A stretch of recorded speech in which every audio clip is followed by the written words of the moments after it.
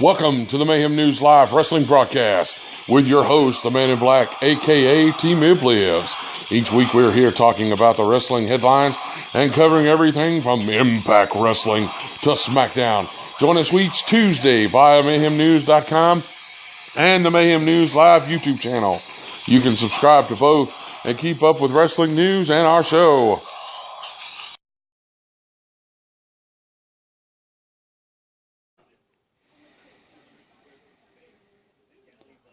Hi, this is Mayhem News Live Wrestling Broadcast for 3/25/2014. Kind of doing a little different setup for the show today.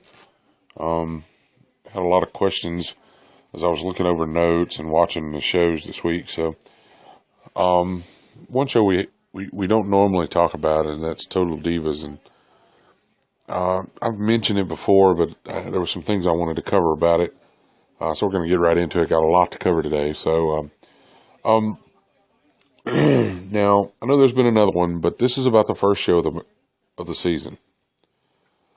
This question is John Cena a deuce or just a dumbass? Well, as we know, the second show, and if you hadn't seen it, this is a spoiler, so he kind of shows that maybe he's a little in between. He's not a full douche, and he's not a full dumbass, because he actually tells Nikki Bella, hey, maybe I was an idiot.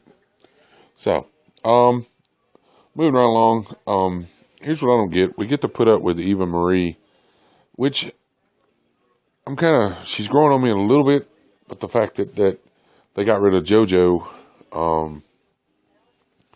and that Kelly actually has more talent than Eva Marie, which that's not saying much, but it's pretty bad when you're worse than Kelly. To me, Eva Marie looks fake, almost as bad as Summer Rae.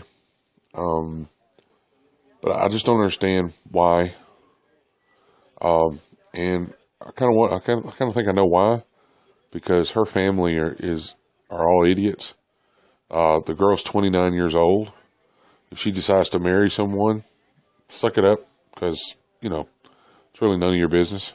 So I really don't understand. I just don't. But that's pretty much all the Total Divas I had. I didn't really do any questions for the next show because it kind of answered some of the ones from the first. All right, continuing questions for this week.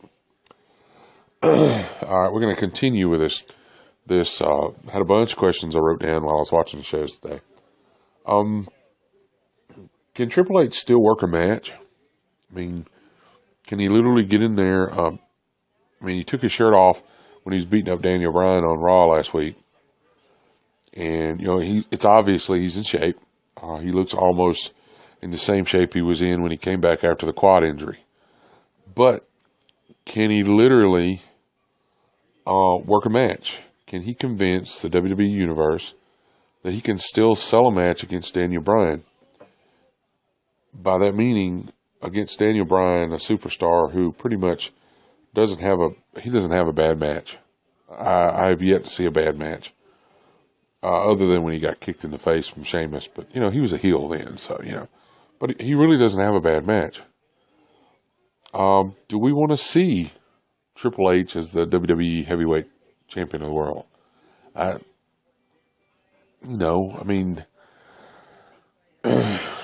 a Triple H fan, yeah, maybe.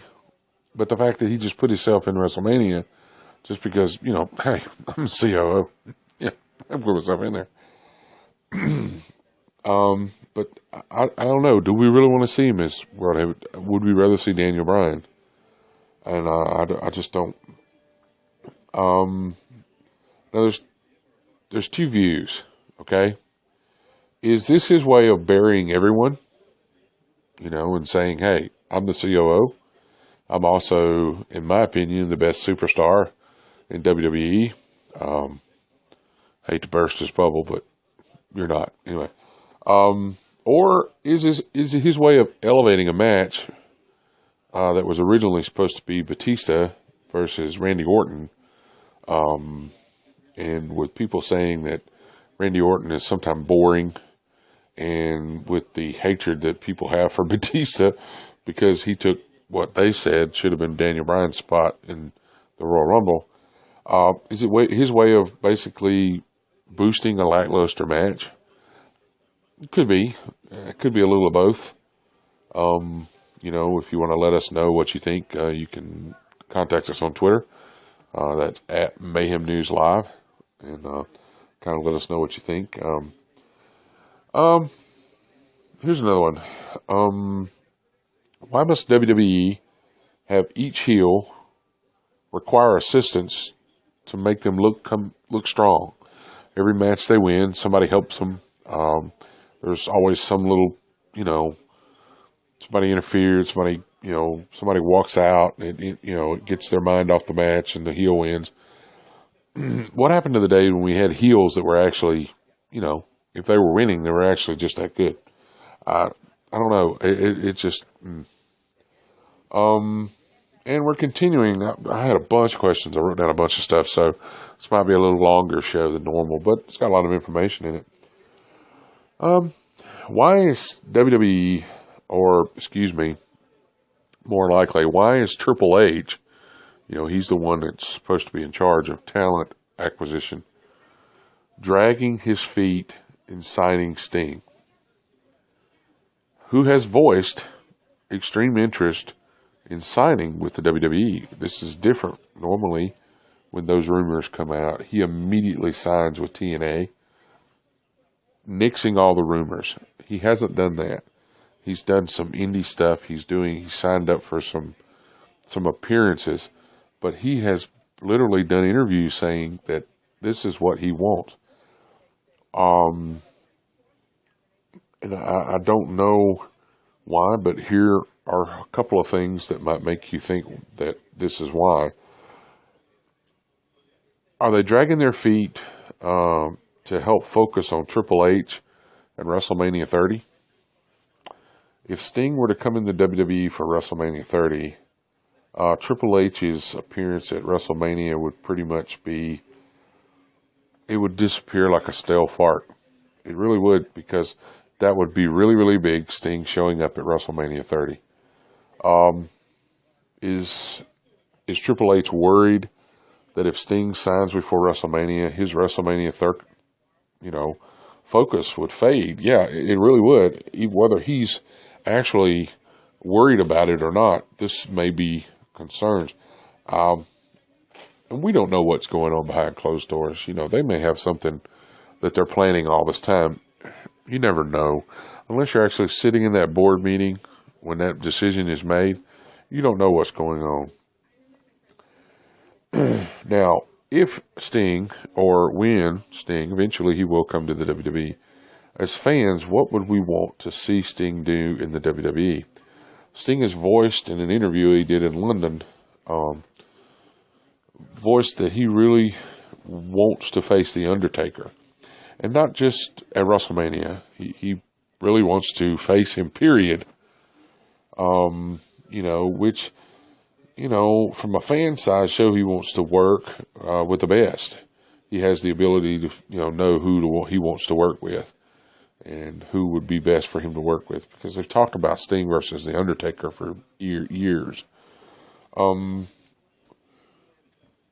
WWE and Sting pull off a heel Sting?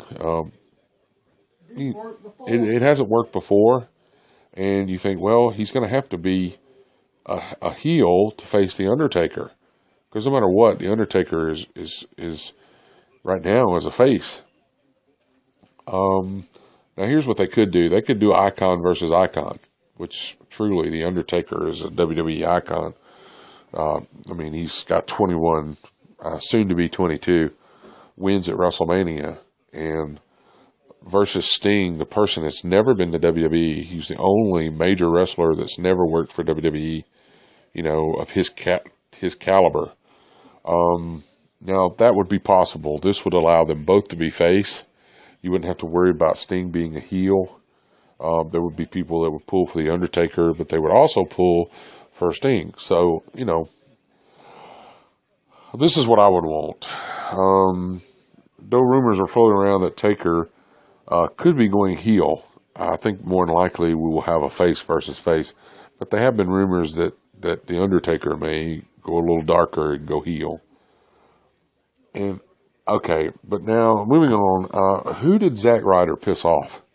One minute he's riding high, he's looking like he's going to get an Intercontinental Champion, and suddenly it's like he pissed off the world at WWE, and he is basically swept under the rug again. And I really don't know who he pissed off, but Zack, you really need to quit. Let's see. Why hasn't WWE tried to sign the many former divas, just to name a few, Victoria, Mickie James, Melina, etc.? Can't they see their divas division is floundering? You give AJ Lee the title. She holds it for all this time.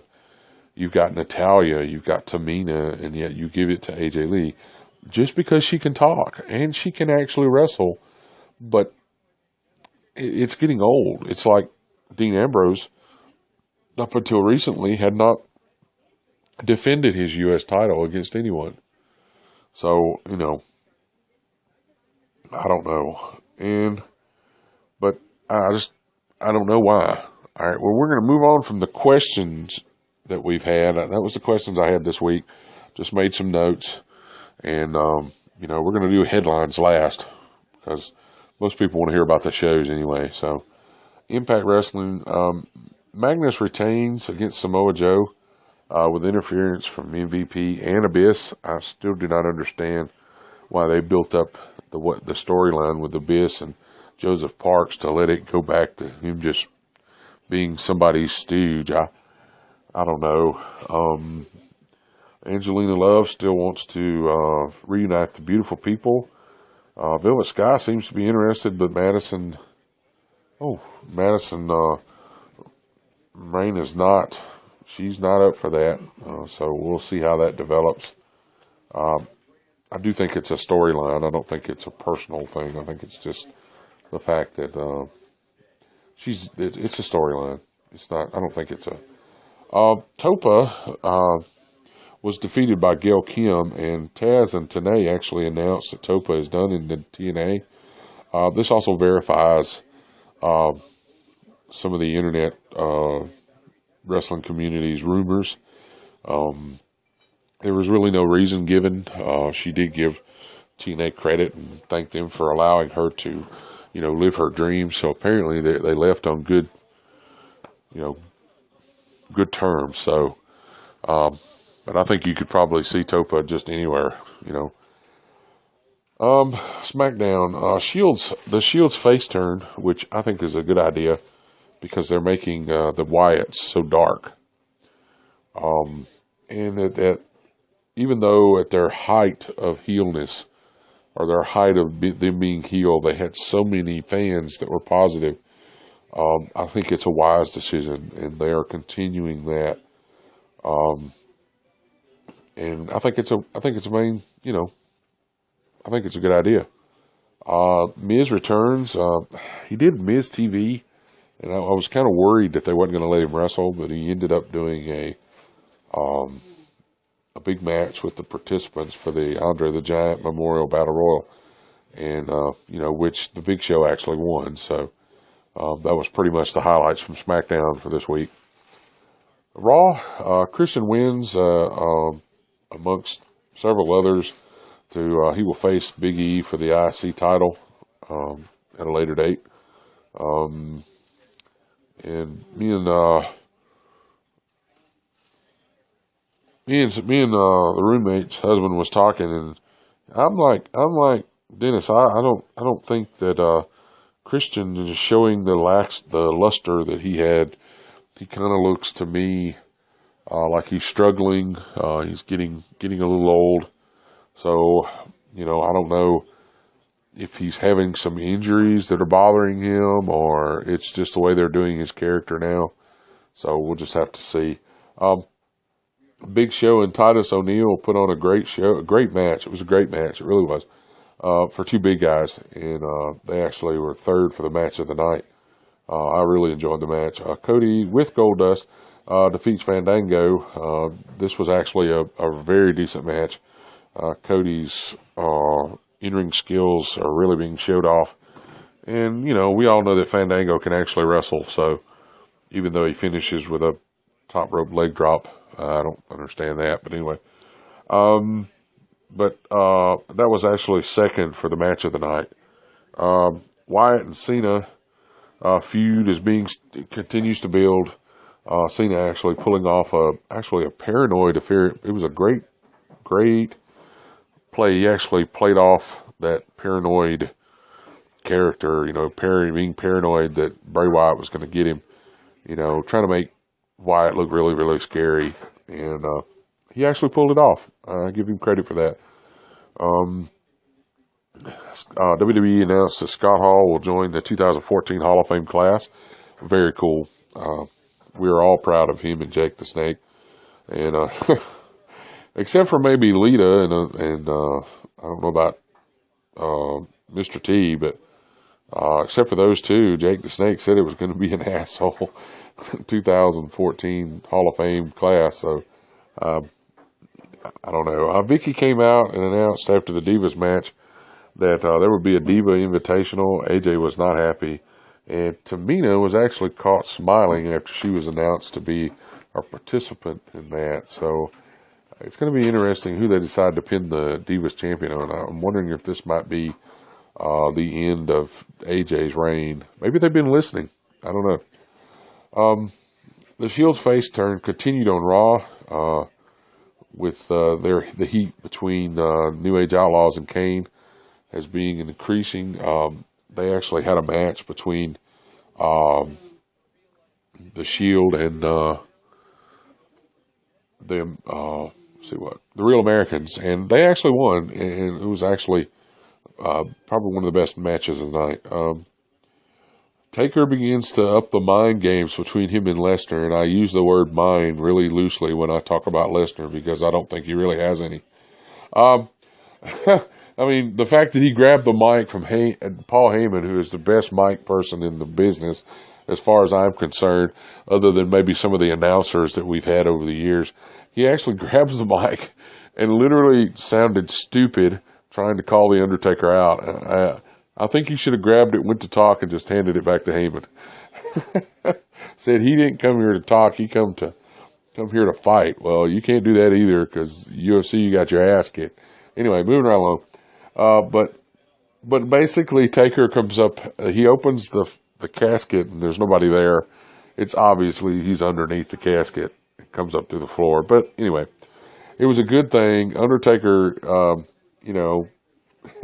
shows that he's still a big dog and it's still his yard. So he pretty much took Lesnar and chunked him out across the top of the casket. I really thought it was funny. And the fact that when he was in the casket, Lesnar kept sticking his foot through the ring and tapping the top of it, kicking it. It was hilarious, and it really made Lesnar look like an idiot. But the fact is, he doesn't have to make him look like an idiot because he is an idiot. Anyway. Okay, headlines. Apparently, Naomi's eye patch is being kept in as a running storyline to keep it current, because the Divas show is actually behind the current status of the WWE, because they filmed those things back. So they're kind of keeping it until that series of show ends. But she does not have to wear it, but she is wearing it for TV to keep the storyline current. You mean WWE is actually worried about a storyline staying concrete? Really? When did this change? Sting will be in NOLA for WrestleMania weekend. Don't get your hopes up yet, okay? He's there because he's going to be at WrestleCon. So, hey, you never know. But now, what's funny is he's going to be at WrestleCon, but it lists that he's limited availability. What could Sting be doing that would limit his availability? It's just wishful thinking, people. It's not. There's no concrete evidence that he's going to be at WrestleMania, but Sting fan can dream. Former TNA wrestler Jesse Sorensen defies odds, returning to wrestling after 2 years, a 2-year-old neck injury that possibly could have paralyzed him, but luckily it was only temporary. Let's see. WWE has also teamed up with Drew Brees the Saints quarterback to help out with the Boys and Girls Club with a celebrity auction.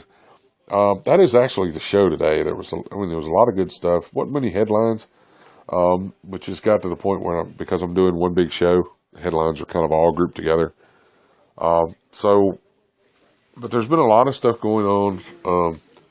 The only other thing I had was Shane McMahon and his wife apparently are filing a $50 million lawsuit in New York Supreme Court.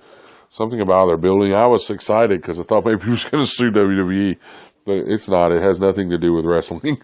Apparently, I thought, well, hey, they mentioned my name on TV. I'm going to sue your ass, mother. Anyway, that was the only other thing I had. I do want to appreciate the sponsors that I have. Zack Promotions, who helps us with our webpage sponsoring. I also want to thank Throttle for giving us our theme song. That is the music that you hear before and after the show. You can find them on iTunes and on Amazon. Also, I want to thank Fight Disability Slurs, which it's mine and Kim's webpage, and it's also on Facebook. We're trying to fight disability slurs and slurs in general. If you don't have anything nice to say, don't say it at all.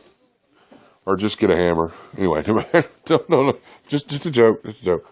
I also want to thank the Joe Cronin Show. Like I said, I want to thank the Joe Cronin Show. You can find him on YouTube. He's one of our affiliates. He's been giving me I've got a boost in my views, and I kind of think that had a little bit to do with him. I appreciate that. I also want to thank Blast 52. Send out a shout out to them. They're an Irish band that me and Kim knows and listens to. They got great music. They're doing some upbeat stuff coming up. You'll find at the end of this show, there'll be a small thing come up. It'll have their Amazon webpage and their iTunes link, so you can find that. And I want to thank Girls with Big Guns Clan. It's their Call of Duty clan. I appreciate it. And that's been the show today. Appreciate it. I appreciate everybody watching. And this is Man in Black, a.k.a. Team Oblivions, and we're out.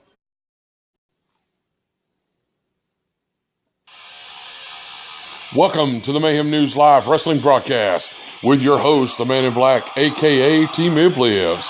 Each week we're here talking about the wrestling headlines and covering everything from Impact Wrestling to Smackdown. Join us each Tuesday via MayhemNews.com and the Mayhem News Live YouTube channel. You can subscribe to both and keep up with wrestling news and our show.